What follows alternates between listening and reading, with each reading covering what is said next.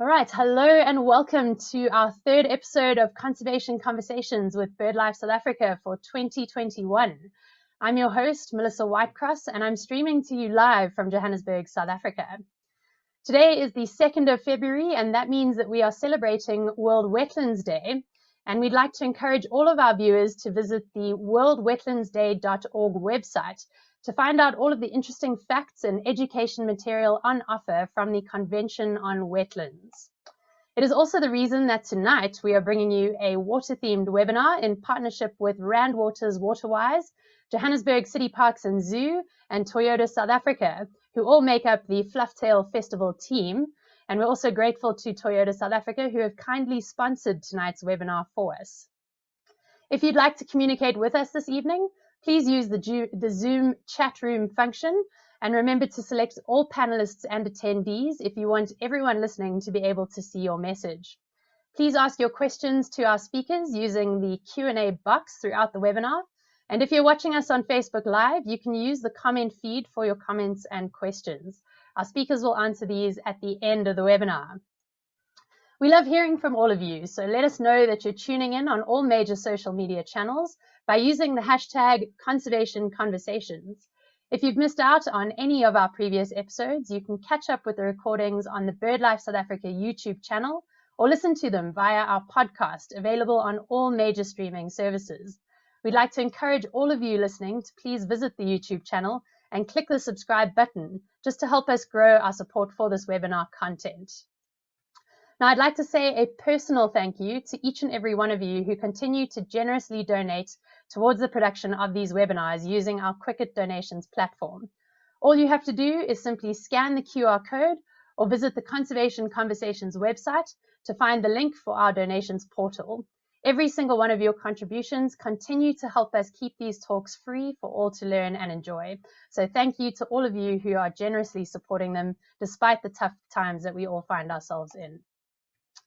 Now, Conservation Conversations is looking for a headline sponsor, which will help us keep these webinars financially sustainable. So if you know of any companies looking to get a bit of airtime and who want to be associated with our growing brand, please drop us an email at conversations@birdlife.org.za.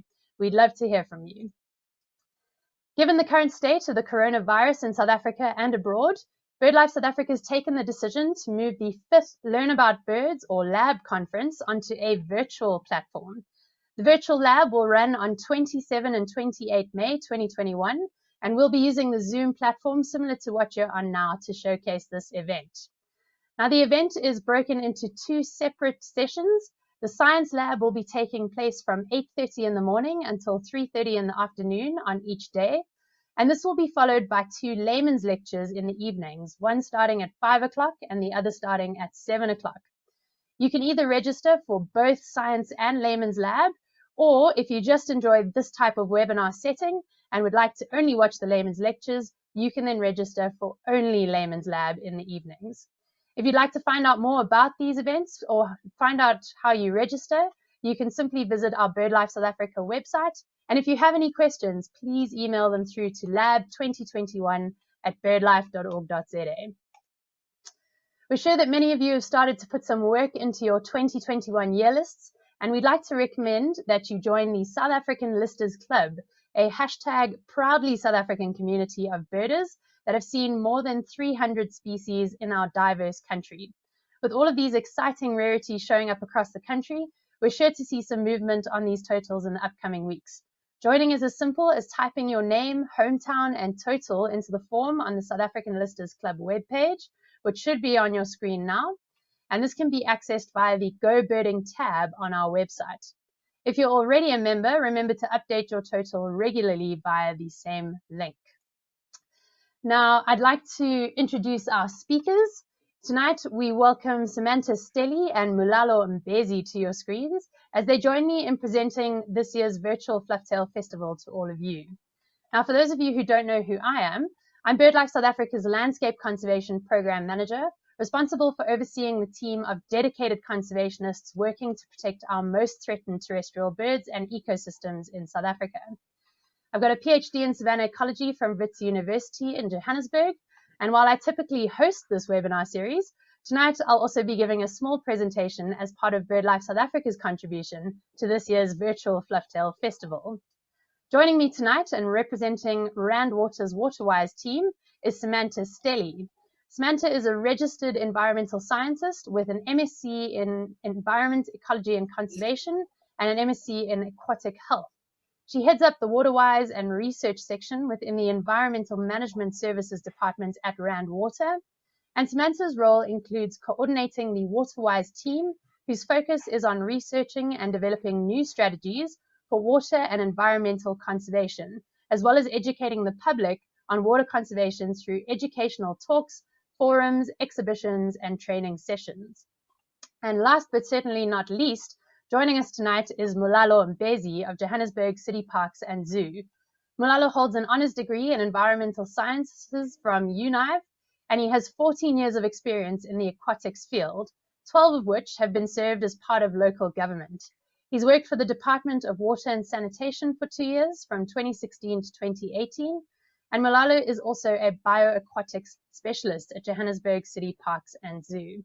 I'm really pleased to have both Samantha and Mulalo with me. If you'd like to just say good evening to everyone, we can then begin our presentation. Good evening, and thank you for having us here today. Thanks so much, Sam. Good evening. Thank you for having us. Thanks so much, Mulalo. Great.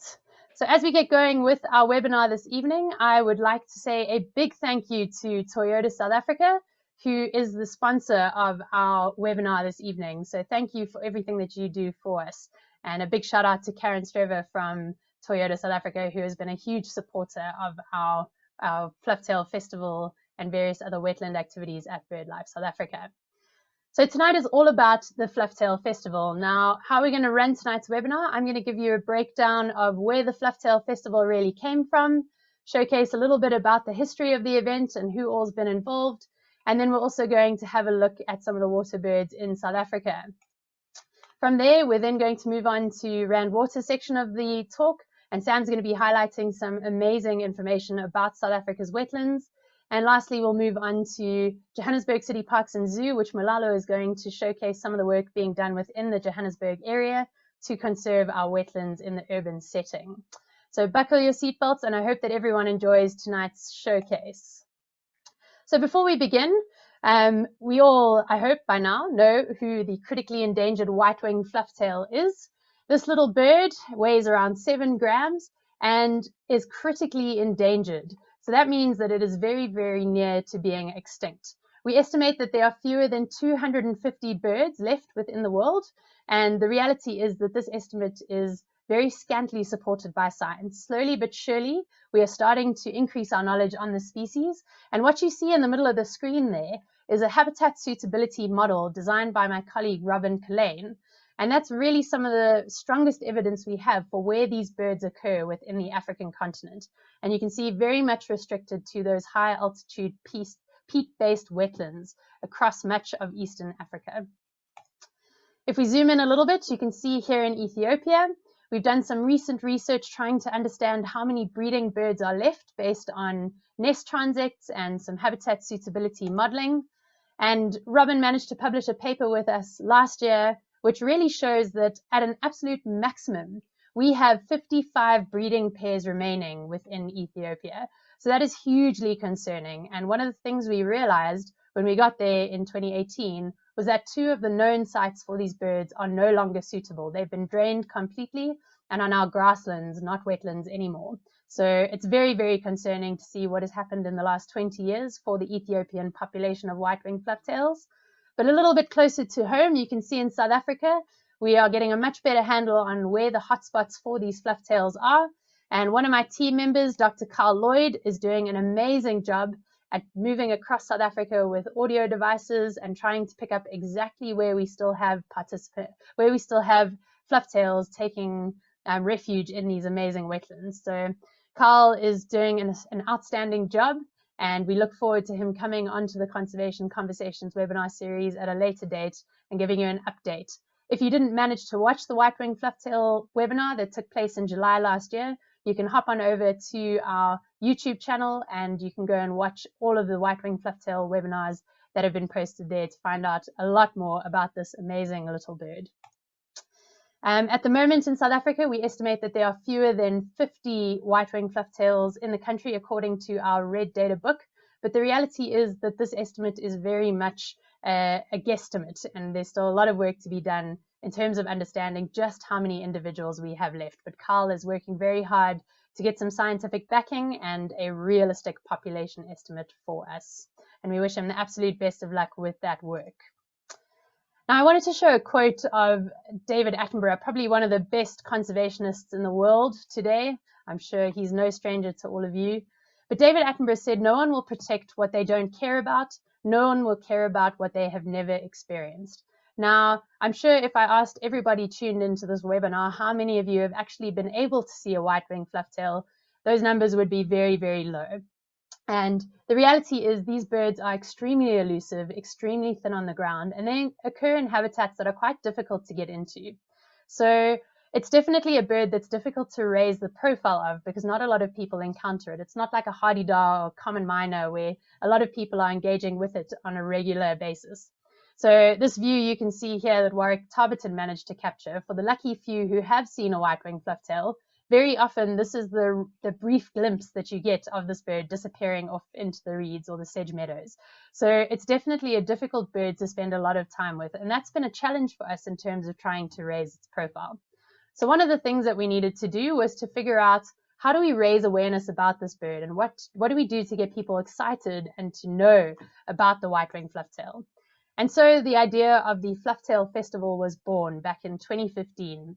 And my colleague and boss, Dr. Hanleen Smith-Robinson, who's tuned in tonight, was a huge part of getting the Flufftail Festival off the ground, together with many of the other BirdLife staff and several partners, Eskom, as well as Rand Waters, Waterwise, and you can see some of the later partners who came in, Sandby, Johannesburg City Parks and Zoo, as well as the Rare Finch Conservation Group and Toyota South Africa. It's been an interesting few years for the Flufftail Festival. It's evolved and adapted, and I'm going to show you a little bit about how it's evolved and adapted over the years. But this really made a huge difference in terms of teaching people about these elusive little birds and trying to showcase exactly what they were all about. We also set up a Soweto schools program with Rand Water, where we would go in, work with children in various Soweto schools near wetlands, teach them about wetland conservation, teach them about the flufftail and birds in general, and get them excited about nature and the environment. Now, unfortunately, with COVID, we haven't been able to get out to our schools and do this program, but it's definitely been a hugely beneficial and successful program for the children who've been involved over the years. And I'd also like to give a shout out to the Waxy the Hero puppet show, which I'll tell you a little bit more about a bit later on, but that's also been extremely instrumental in teaching people about wetlands and water birds. Okay, so the beginning era of the Flufftail Festival took place from 2015 to 2017. And this is where the Flufftail Festival was very much shopping center based. It started off at Sandton City in 2015. In 2017, we went down to Soweto in Maponya Mall, and between those two, Cresta Shopping Center was the lucky recipient of the annual Flufftail Festival. And this really morphed from a very simple showcase piece. You can see up in the top left here, a bit of wetland banners and a few staff trying to teach people about wetlands and flufftails. This then evolved into a really intricate maze, which people could walk into and answer a whole lot of questions to teach them about wetlands, water birds, and water conservation. And we would have various staff members stationed throughout the wetland, making it interactive and fun. And then, of course, off to Maponya Mall in the bottom right-hand side here, we had photo booths and all sorts of exciting activities and prizes for people to win. And this really did create a lot of hype. But what we found was that we were very much relying on busy people rushing through the mall to come and spend 5, 10, 15 minutes with us learning about wetlands and water birds. And we really wanted to make this much more of an interactive and captive audience experience. So from here, we partnered with HDI and we came up with the outdoor version of the Flufftail Festival. And we joined forces with Joburg City Parks and Zoo, as well as the Sandby National Zoological Gardens. And we took the Flufftail Festival outside. We set up various stations all over the zoos, which allowed people to go and learn about specific aspects of wetland, water, and waterbird conservation. So they could learn about the benefits of wetlands, they could learn about the threats of wetlands, as well as the different water birds that are found there. And you can see we had great attendance from all of the schools that came through and participated. a large contingent of schools from Soweto, as well as neighboring schools in the Pretoria region. And this really was a fun and interactive experience for all of these students. Now, obviously with Corona, we haven't been able to engage our students at these outdoor events. So we've moved online, and we're hoping that we can start to share some of our educational material with these students in a more online platform this year, which will be coming a little bit later on in 2021. One of the other things that we do is the Small is Big Waxy the Hero puppet show, and this is very much in partnership with the Rare Finch Conservation Group, as well as Toyota South Africa, who've been instrumental in helping us fund this puppet show for the last 2 years. And you can see all of these amazing puppets that have been designed by Alistair Findlay with input from Elko Meyers. And this puppet show is a great adventure of a little orange-breasted waxbill who then lives in a wetland and is trying to find his friend Fluffy, the white-winged flufftail. And along his journey, he encounters all of these incredible wetland birds, Wandy, the wattled crane, Snippy, the greater painted snipe, and several other characters who all help make waterbirds and wetland conservation an interactive and fun experience. And we had great applause and renditions from all of the students who got to enjoy this wonderful show. So on to South Africa's threatened waterbirds.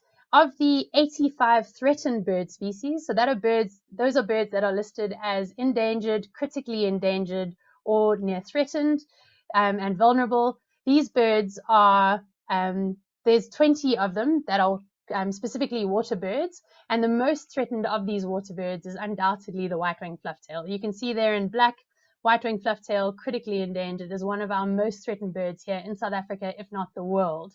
The other critically endangered waterbird is grouped over with our large terrestrial birds, and that is the wattled crane. You can see up in the top right-hand side there. Absolutely beautiful birds. And we really do rely on these flagship species to help us conserve all of the other different threatened waterbirds that occur within our wetlands. And so it's been really beneficial to highlight a species like the flufftail, because it really does give us a lot of promise and potential to help protect these wetland sites that will ultimately benefit all of the other biodiversity that occurs within those wetlands. If we look at threatened wetlands of South Africa, this is taken from the National Biodiversity Assessment, which was published by SANBI and the South African government in 2018. Something that I just wanted to highlight here is how unprotected a lot of our wetland systems are. If we have a look in South Africa, you can see here a very, very small percentage of our wetlands are actually formally protected, so falling under some kind of formal conservation legislation. And that's hugely concerning, given that water is one of our most key resources in South Africa and life in general.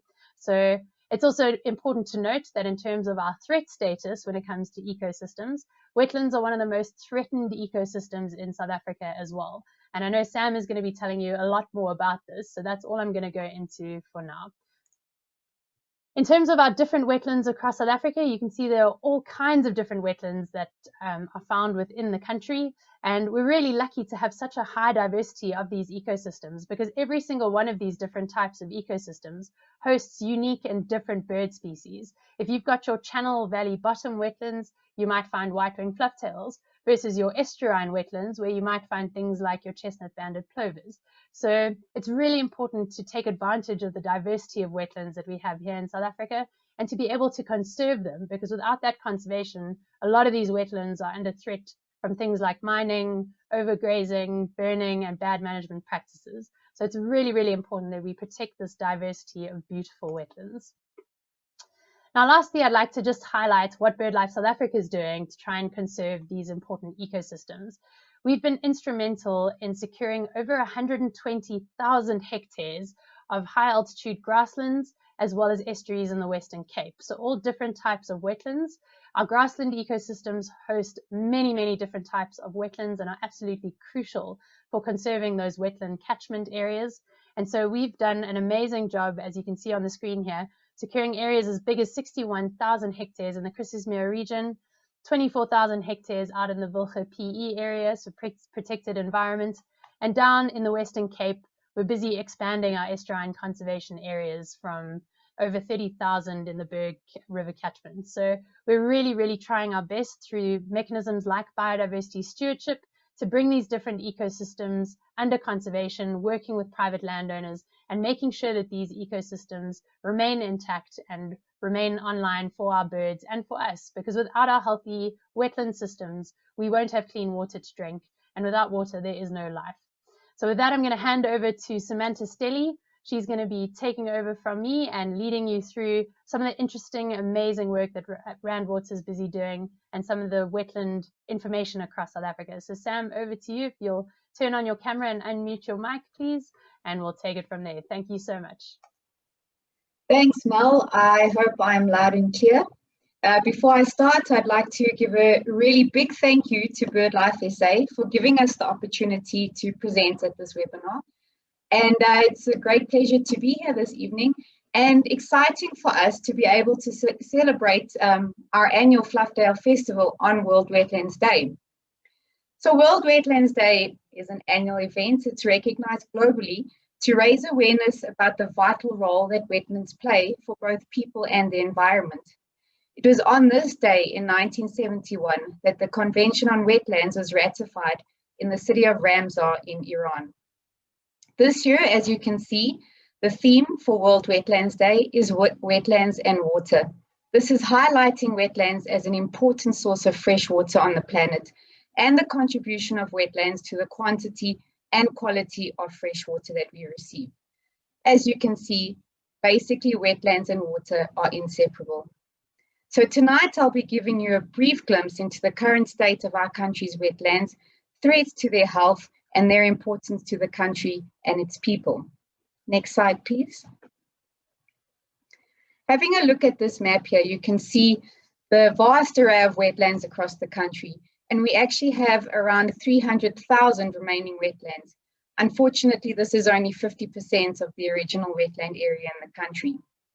Currently, wetlands comprise 2.4% of the country's surface area, and this is 2.9 million hectares. This is a small area, and it's partly because of the climatic conditions that are experienced in the country and that are not conducive to the persistence of surface water. As of September 2019, South Africa has 26 sites making up 563,000 hectares that are designated as wetlands of international importance. And this is as per the Ramsar Convention on Wetlands. Ramsar is an international agreement to protect wetlands. Over 70% of South Africa's wetland ecosystem types have no protection at all. And that's very sad. As Melissa stated earlier, it's not great for the country and these precious ecosystems. And only 11% of our country's wetlands are well protected. Next slide, please. Wetlands are some of the most biodiverse ecosystems in the country and are home to a variety of flora and fauna, such as the near-threatened giant bullfrog, and as mentioned by Mel previously, the critically endangered white-winged flufftail. There are also a number of wetlands in South Africa that are considered IBAs, and I'm sure a lot of you know important bird areas, which are sites of global significance for bird conservation. Examples in Mpumalanga include Verloren Vallei, Larkin's Vleisspruit and Christie's Ponds, Ndumu Game Reserve and Isimangaliso Wetland Park in KwaZulu-Natal, and in our very own Gauteng province, the Blesbokspruit. Next slide, please. Wetlands provide many essential ecosystem goods and services, both to us and to our natural environment. They are essentially natural filters. So a well-functioning wetland can trap sediments, nutrients, pathogenic bacteria, and thereby improve water quality for people, plants, and animals. They are also very essential in disaster risk reduction. They attenuate floods during high rainfall events and slowly release water during drier periods. And in that way, they're important for water security. And as we've been discussing before we started this webinar, Johannesburg has been experiencing high levels of rainfall, and I'm sure you've all seen the pictures of areas that have been flooded. And this is partly because a lot of our wetland areas have been degraded. So they don't provide that attenuating effect of absorbing that water and then slowly releasing it as it's needed. Next slide, please. Healthy wetlands are also very important to support neighbouring communities that rely on them for their food, their water, and their livelihood support. Other services and goods that are provided by well-functioning and healthy wetlands are crop pollination, decomposition of waste, renewal of soil fertility, and the provision of raw materials for functioning and survival of economies and societies. People also use wetlands and adjacent conservation areas for tourism and recreation, and the water, plants, and animals that live in and use wetlands are used for food, shelter, and water for cooking, cleaning, drinking, and washing. In many cultures, wetlands are significant for their spiritual and cultural worth. They are also very important for their scientific value and for education, both in environmental and water conservation awareness. Next slide, please. So coming back to the wetland situation in our country, wetlands are most common in the grassland biome, and that is specifically a lot found in the high-veld and eastern parts of the country.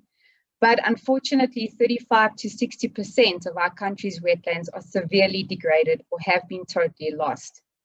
Wetlands in South Africa are therefore considered as one of the most threatened ecosystem types, and 48% of these wetlands are currently critically endangered.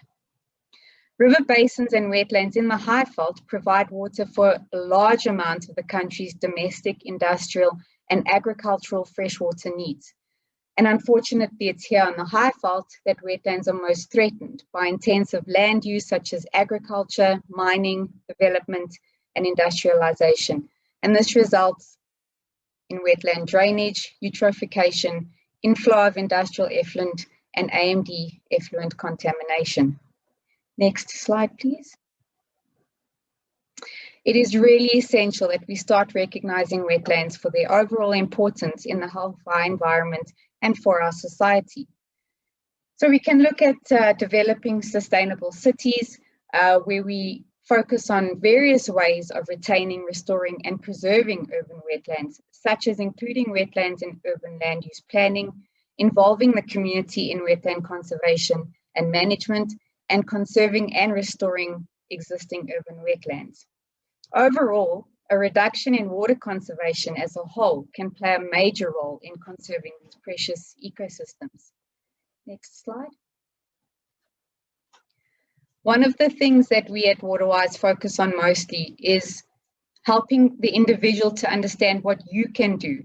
And it's wonderful to present all these facts and these scientific research that's been done, but how do you bring it down to the individual, and how do you encourage everybody that lives in this country to do their best to protect wetlands? And there are a variety of ways that you can support wetlands. Like I mentioned in the previous slide, use water wisely.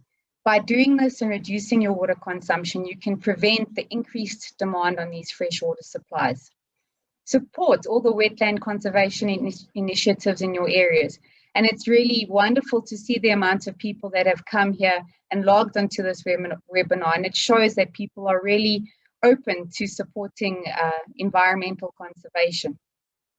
Visit your local wetlands and nature areas. Another great initiative is to start wetland cleanups in your community. So get your neighbors, your friends, and your family involved. Don't litter or dump waste into wetlands. Start by planting indigenous plants in your garden and restrict your use of chemicals that may flow into wetlands and river systems. And overall, encourage awareness and education on wetlands with friends and family.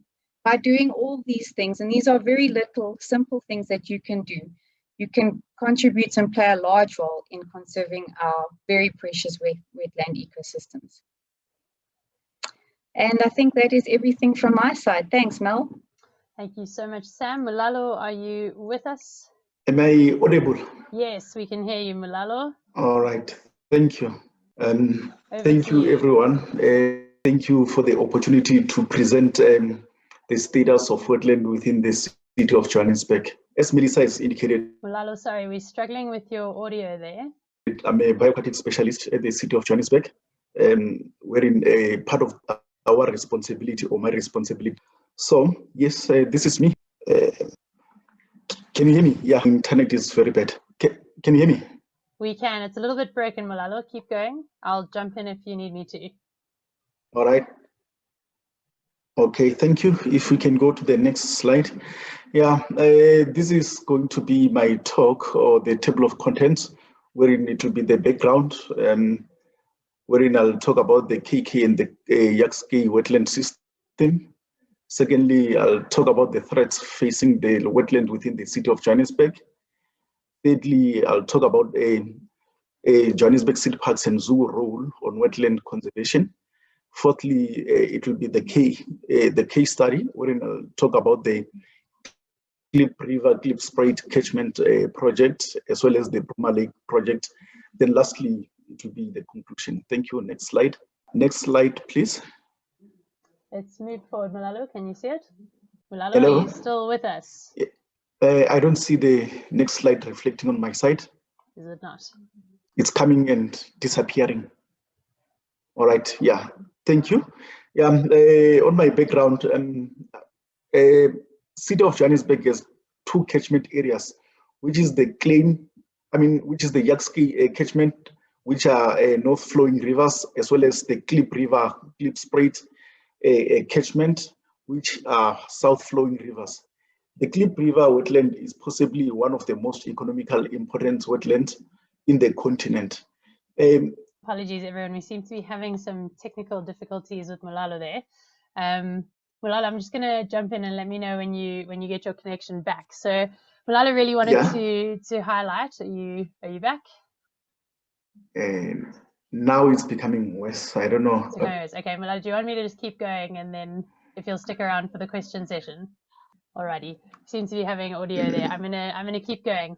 So we've got two catchments in the city of Johannesburg, and this is the Yaks-Kei, which is up in the north part of the city of Johannesburg municipality, and then the Klip River, which flows through the south. So the Klip River is probably one of the most economically important wetlands on the continent. And as we know, if any of you are Heineken drinkers, this is a very important river for the Heineken brewery out in the Sedibeng area. And historically, it was one of the closest water supplies for the growing Witwatersrand goldfield. So definitely an important water source for the second biggest city in the world that isn't built on any water source. So just a bit of background on the Klip there. As we said, it's a very economically important wetland, and the Vaal Barrage was built on this to try and help augment the supply back in 1923. Now, the Klip River itself is not used as a water source anymore. The Klip River isn't used as a water source for the bigger Johannesburg area. We now use the Vaal system, but it is still a very important agricultural area. So it's still vitally important in terms of providing a lot of the farmers to the south of the city of Johannesburg region with water sources. It's not without its issues. You can see some of the big erosion that's taken place along the Klip River on the right-hand side there, but the river flows down into the Vaal, and that is where Johannesburg gets its water from. Now, some of the big threats that face the systems in Johannesburg, we obviously have a lot of mining activity in the broader Johannesburg region, and acid mine drainage is a huge problem for our surface water and aquifers below the city. Acid mine drainage is very, very acidic water flowing into these river systems, which can have a huge problem for aquatic life and the plant life that rely on these systems, and they make conditions essentially unlivable for green matter and fish and insects. And that can have knock-on effects for biodiversity and humans trying to access those water systems. We also know that illegal dumping is a huge problem, both for people putting out their building rubble as well as household waste. So it's a big challenge for the city to try and stop illegal dumping taking place. We also unfortunately have an aging sewage system in the city, and we do see sewage spillage into our water systems, and this can have a massive effect on biodiversity. Wemapan, for example, had a huge fish die-off when there was a big industrial chemical discharge into that wetland system. We also see a lot of vegetation being removed as construction takes place across the city and we try and expand our urban systems. And this can obviously result in wetlands being drained and turned into building sites or school playgrounds. And unfortunately, when we see high rainfall, a lot of those areas end up flooding. So it's really not a good idea to turn wetlands into building sites, because you do run that risk of floods, as we're seeing a lot across the city at the moment. Unfortunately, we also see a lot of people disregarding the many bylaws that are within the city's legislation. You're not meant to construct in wetlands, and if you do, you should be getting environmental impact assessments to have a look at it before you think about doing it. And lastly, of course, the need for agricultural expansion as well as general urban construction is always going to be a threat for our wetlands in a rapidly urbanizing city like Johannesburg. I see here we've got a bit on river fragmentation. So we know that rivers can be chopped up if the water systems are not managed properly. So we can start seeing extra drainage lines created as we dig into those different water systems. And we can also cause flow interruptions if we put in weirs and all sorts of other things with dams and people diverting river systems to their own agricultural sectors, or trying to just drain water out for industrial purposes. This can all have a huge effect on the broader wetland system. And I see here they've also said that nearly 75% of natural disasters are linked to water. So it's really important, as Sam was saying earlier, to have those wetlands in place from a flood mitigation point of view, as well as a drought resilience point of view. Those wetlands really act as sponges to keep our river systems in place. And of course, we need to be able to look after our water, because it is what gives us life. And we know that mining is a big problem for a lot of our wetland systems. So I see here they've put a few pictures on the screen just showing some of the threats: overgrazing, mismanagement of our wetlands, and just encroachment into those wetland systems can be a huge problem for Joburg wetlands. Now, Johannesburg City Parks and Zoo are doing a lot to try and maintain their wetlands and to protect them. They've got various environmental education programs at the various facilities and schools, communities, and symposiums across the city. They do a lot of engagement with the youth to try and teach them about the importance of keeping our wetlands and our river systems clean. And they also do a lot of invasive alien plant removal programs. Now, we know that invasive alien plants are a big problem for our water systems. If we get a lot of invasive vegetation growing, it can reduce the water flowing through a river system much quicker than the natural vegetation would. So it's important that we keep all of those invasive plants out and stop them choking our water systems. It's also really important that we try and prevent dumping in our wetlands. You can see a wetland there that's absolutely choked full of rubbish and old tires and all sorts of stuff, which is really not going to promote a healthy system for anyone or anything trying to rely on that system. And so it's really important that we get communities together to do adopt a wetland and a river type programs where they go in and clean up all of this detritus that washes into our river systems. Unfortunately, rivers really are the gathering ground for everything that washes out of our city. There's lots of litter and lots of rubbish. All of that ends up in the river systems through the stormwater drains when it all washes away. So it is absolutely vital that we keep these systems clean on a regular basis. And Joburg City Parks and Zoo have done a lot of work to put up signs highlighting our key wetlands and trying to encourage the public not to dump and to keep things nice and clean. Just some examples of wetland cleanup days with some of the communities in Soweto. This is the KwaMhlobo Secondary School Cleaning Day, and this took place at the Dorothy and Yembe wetland node. And you can see kids getting their hands dirty there, cleaning up our river systems, and kudos to them and JCPZ for doing this initiative and really teaching our youth about the importance of having these wetlands cleaned up. Now, two of the case studies that Mulalo really wanted to highlight were the Broomer Lake Rehabilitation Project that took place a couple of years ago.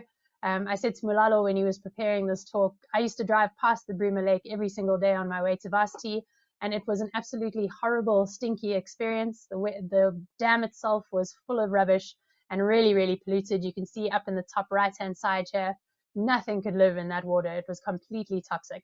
So after a lot of rehabilitation and conversion into a flowing river system, you can see now the Broomer Lake is no longer there. It's been turned into a beautiful green space, and that river now flows through that area.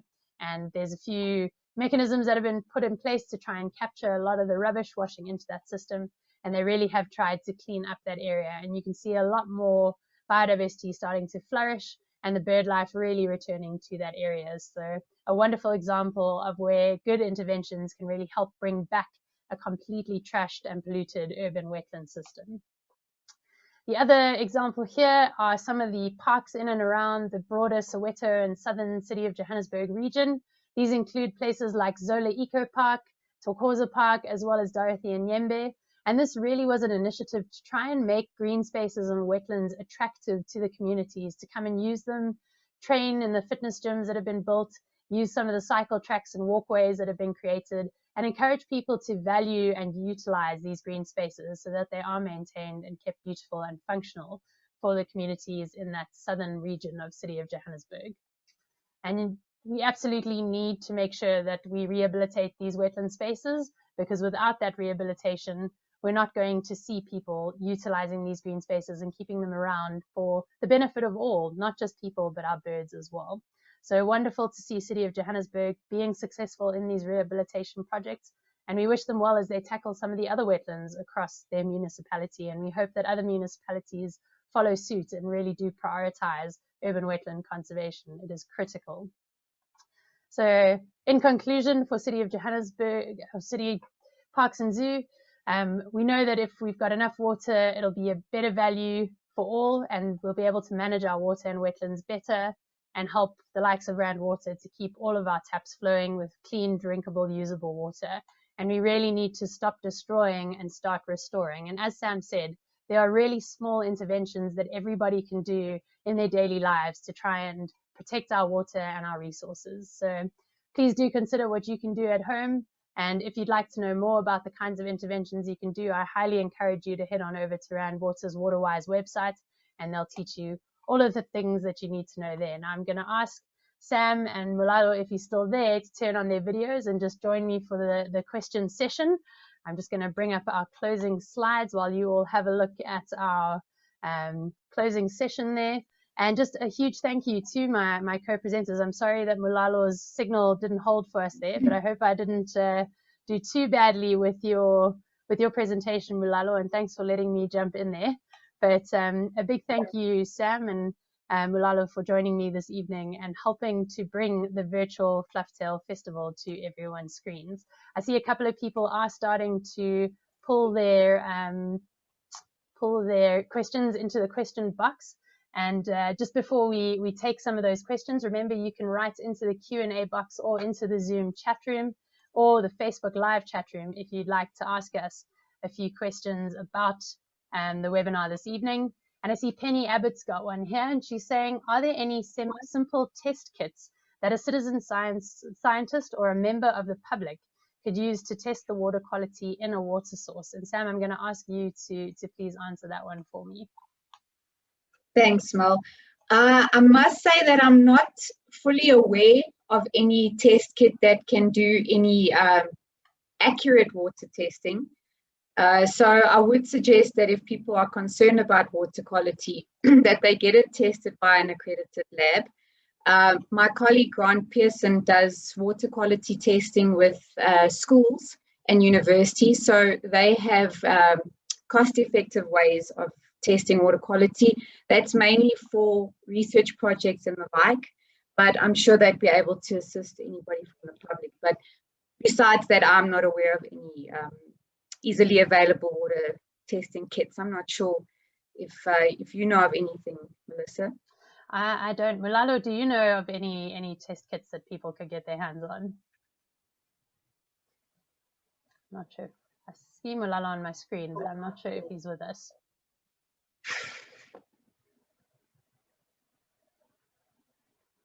Mulalo, are you there? Okay, all right. I'm gonna leave it at that. Thanks, Sam. Yeah, I'm not aware of any test kits either. So other than the ones my dad used to use on our pool. So I think definitely rely on the labs and the likes of Grant Pearson to give you a hand. And yeah, thanks for that, Sam. I see Catherine Eck, a good friend of mine, is tuned in. Nice to have you with us, Kath. And she asked the question, would planting reeds assist in combating contaminated water? Sam, I know you do a lot of this kind of work. Would you like to just unpack that a little bit and sort of pros and cons of doing something like that, please? Yes, thanks. I was very pleased to see this question from Catherine, specifically because my master's in aquatic health focused on constructed wetlands to treat grey water.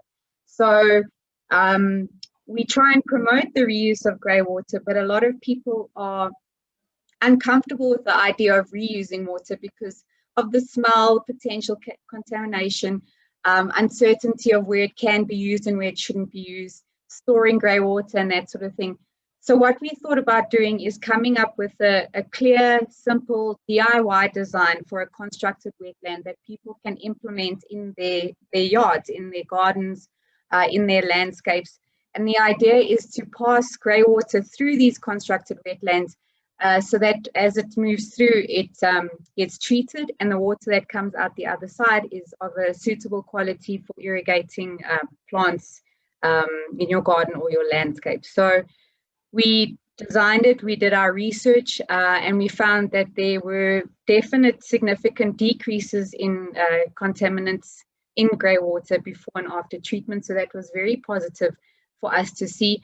And what was fantastic as well is it wasn't only the reeds that were treating the water. We had all sorts of indigenous wetland plants that we planted in these wetlands, and they were all fantastic in clearing the water of contaminants. So the one of the ideas behind these constructed wetlands is to increase biodiversity and encourage different animals, plants, and frogs and insects into your garden. So we developed a manual, and it very simply outlines how you can build these wetlands yourself. So it's designed so that Joe Soap can do it, go to the local hardware, get the materials there, dig the hole in the ground and assemble it themselves. So that manual is available for free on our website. But yeah, long answer short, reeds is definitely definitely useful in removing contaminants from water. So constructed wetlands are a big thing. They're often used in great scale in industrial uses. So have a Google and see what's out there. Fantastic. And I know I had a friend at varsity who turned their swimming pool into a wetland that they could swim in their garden. And it was absolutely fascinating to watch how the biodiversity bounced back in their garden. I mean, they went from having absolutely nothing to loads of dragonflies, frogs, all sorts of things. It was absolute cacophony in their garden. And it was really cool to watch all of the sort of vegetation establish itself. And very cool idea. Yeah, if you set it up correctly, you don't really have to treat that water either. So it's a fantastic design. Yeah, sustainable. It probably only needs cleaning out every 5 to 6 years. So it's a really wonderful design. Brilliant. Stock it with a few fish and you might get some kingfishers in your garden. And I see your colleagues have come to our rescue. It's great to have Leslie Hoy tuned in and Grant Pearson as well. And I see Leslie saying that there's a WESA water analysis kit that can be used for wetland health, if he's correct. So you'd know better than we do, probably, Leslie. So thanks for sharing that. Please look up WESA's water analysis kit. And Grant Pearson, one of our Flufftail Festival co-managers, is also saying that there's water quality testing kits available from Somerset Education in Grahamstown. And they're great if you want to teach kids about water quality testing and sort of educate them on how to do it. So thanks to the two of you for helping us with that question. I see there's also a link in the chat box. Leslie, I'm going to ask you just to share that to all panelists and attendees, please, because right now only Sam and I can see it. But he's going to share a DIY guide to constructed wetlands for us. And good to see some info coming through there from Grant as well. Please, everyone, have a look in the chat room if you'd like to see some more info. And Grant's also mentioning the mini SAS citizen science kit. So Sam, would you like to tell us a little bit about what a mini SAS is, please, and how you guys use it to sort of assess wetland quality? Sure. It's mainly Grant's team that uses it, but I have done a little bit of work with them in the past. So it's looking at aquatic invertebrates, and you can look at the composition of those aquatic invertebrates in a water source, and then you look at the rating scale, which determines the quality of the water and the health of the system. So it's a very nice and simple test. Like I said, you can do it with kids. Grant does it a lot with the schools that he works with. So you'll take them out to a water source, a river or wetland, sample the invertebrates, and then there's a sheet where you can tick off what you found, give it a rating, and you come up with a score. It gives you an indication of the health of that water source. Brilliant. Thanks, Sam. And I see Graham Leslie has made a comment here saying that we've spoken a lot about the importance of wetlands for bird conservation, but can we talk a bit more about the importance in terms of amphibian and insect conservation? And we know, rightly so, how sensitive frogs in particular are to unhealthy wetlands, and you can really use them as indicators of sort of wetland health if certain frog species are no longer found in a river system. I don't know if you want to add anything to that. No, I think it's like you say. I mean, I'm talking about the mini sass and the importance of the invertebrates, but amphibians, yeah, I think the loss of amphibian species in a river or wetland can be one of the first indicators that there's a serious problem there. Absolutely, thanks. Mulalo, are you back with us? Can you hear us? Yes, I can hear you. I'm back. Fantastic. Thanks, Mulalo. No problem. Those things happen, especially in this wet weather. Mulalo, I wonder if you can help me answer Mark's question. He's asking what's being done to prevent or limit pollution flowing into wetlands. We obviously know that there's a lot of community awareness programs, but what else is being done? And I know on one of your slides, I spoke about that sort of litter capture system. Would you mind just telling us a bit about some of the initiatives to stop pollution flowing into our wetlands, please? All right. Yeah, thank you. Thank you for the question.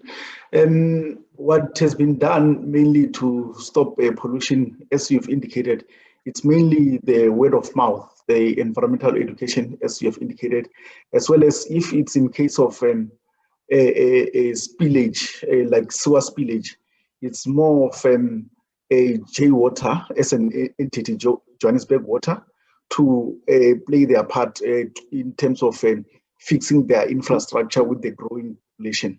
So in terms of let's say illegal dumping, it's more of enforcement of bylaws, and we also mainly depend on our community to report whatever that they see going on illegally. Otherwise, within city parks, we do the litter and debris control. That's if in an event wherein there is dumping.